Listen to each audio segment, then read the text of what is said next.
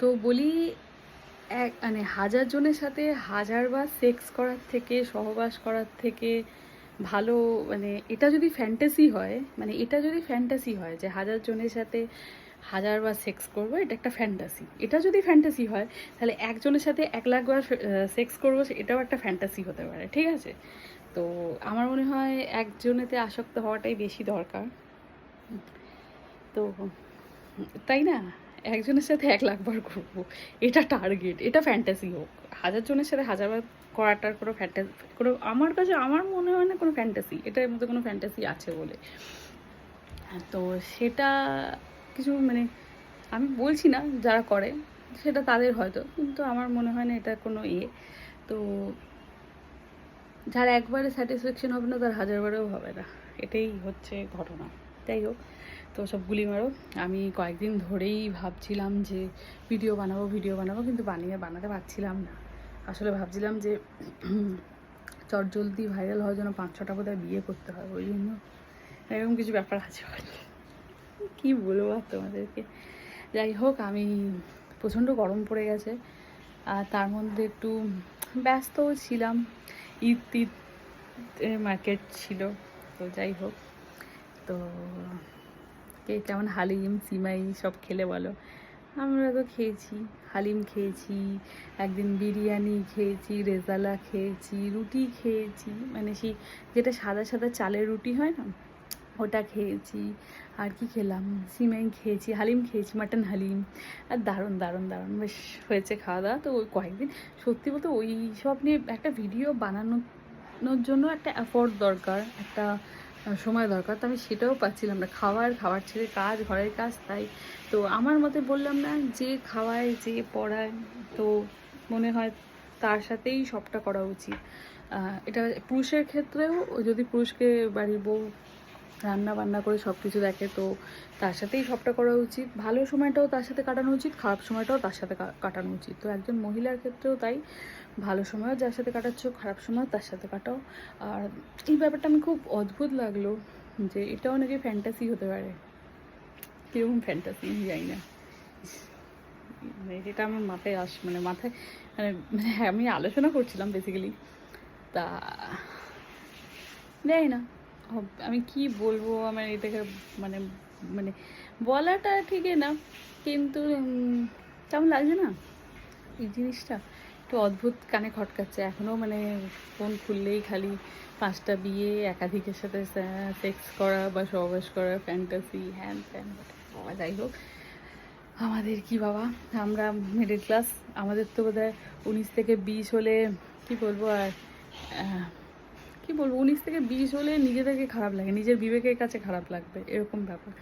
তো এইসব অনেক দূরের কথা, এসব মানে হয়তো ওনারা বড় লোক বা ওরা এটা ওদের ভালো ব্যাপার, তাই হয়তো এটা ওনাদের কাছে কোনো ব্যাপার না। কিন্তু আমাদের মতো মধ্যবিত্ত বাড়িতে, খুব সত্যি বলছি, স্কুল দিয়ে আমাদের স্কুলে যখন আমি, আমার একটা কোচিনের বন্ধু, আজও সে আমার বন্ধু থেকে আমার বরের বন্ধু বেশি। রাস্তায় দেখা হলে আমার থেকে আগে আমার বরের সাথে কথা বলে, আমার বন্ধু এদিক।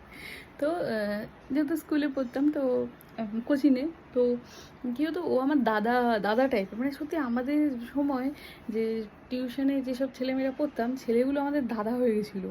মানে এরকমও হয়েছে, আমি দাঁড়িয়ে আছি, টিউশন শেষ হয়ে গেছে, আমার বর আনতে আসবে বলে, আমার বন্ধুগুলোও দাঁড়িয়ে আছে যে ওর বর আসবে, ওর বরের বাইকে ওকে তুলে দেবো, তারপর আমরা বাড়ি যাব। মানে হয়তো আমরা দুটো মেয়ে, আমি আমার এক বান্ধবী দাঁড়িয়ে আছি, আর 4-5টা ছেলে দাঁড়িয়ে আছে, মানে প্রত্যেকেই আমার দাদা, মানে মানে দাদা দাদা ফিলিং। মানে কোনো জায়গায় দাঁড়া তোরা, তুই দাঁড়া, তো বয়ফ্রেন্ড আসবে, মানে বর আসবে, তার গাড়িতে তুলে দিল, তারপর দিয়ে বলছে আচ্ছা ঠিক আছে। আমার বরকে বলছে আসছি দাদা, হ্যাঁ বলছে হ্যাঁ। মানে যতক্ষণ আমি টিউশনে আছি আমি আমার বন্ধুদের দায়িত্বে, ঠিক আছে, আর যখন টিউশন শেষ হয়ে যাচ্ছে তারপর আমি আমার বরের দায়িত্বে, এইরকম ব্যাপার ওদের কাছে। তো মিথ্যে বলবো কেন, আমার বন্ধুরা আমাকে মানে একবার আমি আমার বান্ধবী একটা জেরক্স করাতে গেছি। তো জেরক্স করাতে গেছি, জেরক্স করাতে গিয়ে জেরক্সের দোকানে যিনি ওনার ছিলেন, তো ওনার স্টাফকে বলে ওই মেয়েটি কোন স্কুলে পড়ে জিজ্ঞেস করে। তো হঠাৎ দেখে ওনার স্টাফটি এসে বললো যে আপনি কোন স্কুলে পড়েন। আমি একটু একটু খটকা লাগলো।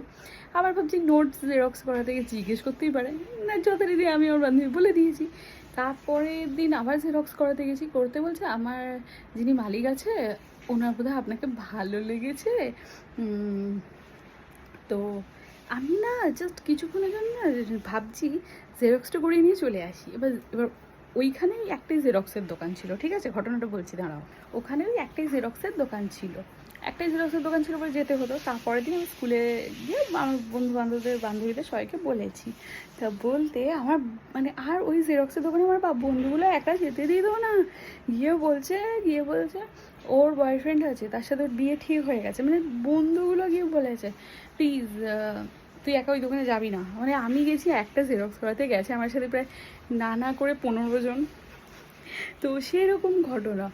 কিন্তু সেই জন্য না ওই সময় না সত্যি বলছি আমার কোনো ভালোবাসা বা স্কুলে পড়ে যারা মেয়েরা স্কুলের ছেলে বা হ্যান ত্যান, না আমাদের সাথে হয়নি। সবাই স্কুলে যারাই ছিল সবাই আমার দাদা হয়ে গেছিলো।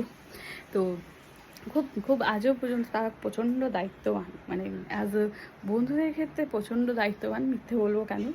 তো সেই রকম, তো কি বলবো আর। তো সেই জন্য আমাদের মাথায় না এইরকম আসে না।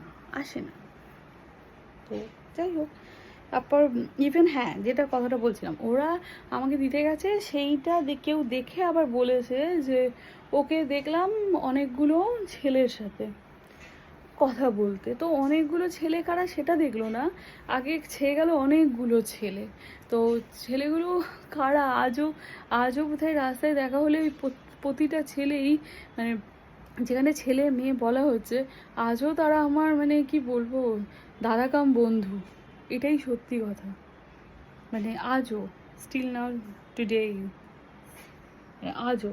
তো সেই জায়গায় যাই হোক আমাদের সময় 19 থেকে 20 হলেও সেই কথা সবার মানে কোনো একদিক দিয়ে শুনলাম যে এই তুই ওটা এরম করেছিস, আচ্ছা ঠিক আছে, তার ভেতরটা দেখার দরকার নেই যে একটি ছেলে আর মেয়ে কথা বলছে মানে কি, বা দুটো ছেলে একটা মেয়ে বা 10টা ছেলেই দুটো মেয়ে কথা বলছে মানে ব্যাপারটা কি সেটা জানার দরকার নেই, তাও বাচ্চা।